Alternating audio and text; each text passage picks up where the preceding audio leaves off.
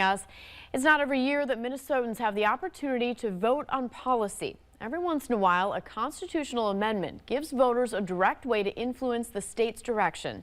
That's the case this year, and Quinn Gorham explains what to be on the lookout for this November. This year, Minnesotans will get the chance to vote yes or no on a constitutional amendment. This allocates a percentage of the Minnesota lottery proceeds into a special environmental trust fund for us to be able to make environmental investments. DFL Senator Jen McEwen has been a proponent of the Environmental Trust Fund. Started in 1988, the fund is propped up by proceeds from the Minnesota lottery. This year, the relationship between the fund and the lottery is up for renewal. It just provides a really important, stable source of funding for Minnesotans to be able to rely on. The amendment would also implement changes to the program. Namely, it would add a grant program to allow for environmental projects across the state.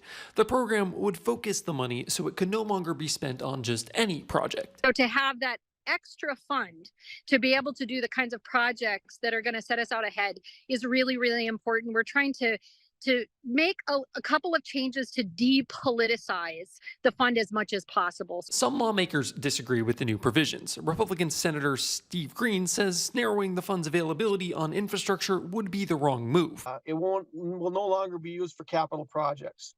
So it's going to be used more and more for research. And right now, if you look at it, I mean, some of the things that this money is going for the university, I swear they're sitting down like a bunch of kids and saying, what can we dream up?